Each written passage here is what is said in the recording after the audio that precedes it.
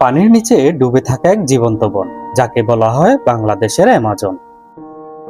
সিলেট শহর থেকে মাত্র ২৬ কিলোমিটার দূরে অবস্থিত এই অনন্য বন প্রকৃতি প্রেমীদের জন্য এক স্বপ্নের গন্তব্য।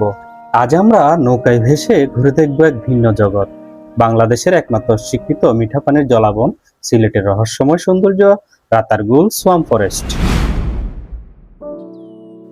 আমরা মূলত ভোলাগঞ্জ সাদা পাথর ভ্রমণের উদ্দেশ্যে সিলেট এসেছিলাম। পথে ঘুরে দেখেছি মালনীছড়া চা বাগান, আর এখন যাচ্ছি রাতারগুল সোয়াম্প ফরেস্টে। এখন আমরা রাতারগুল সোয়াম্প ফরেস্টের মূল অংশে প্রবেশ করছি। নৌকায় করে বনের ভেতর প্রবেশ করার পর চারপাশের দৃশ্য ধীরে ধীরে বদলে যেতে শুরু করেছে।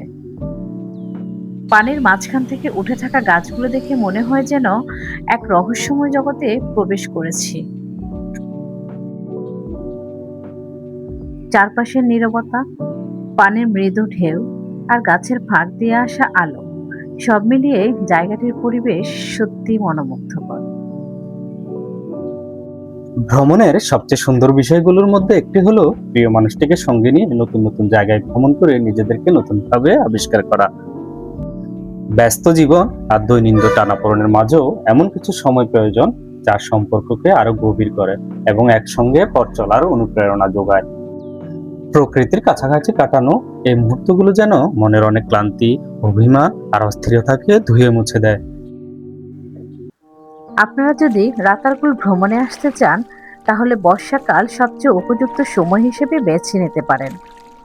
এই সময় পুরো বন পানিতে ভরে যায় এবং নৌকায় ঘুরে দেখার অভিজ্ঞতা হয়ে ওঠে আরো সুন্দর ও উপভোগ্য।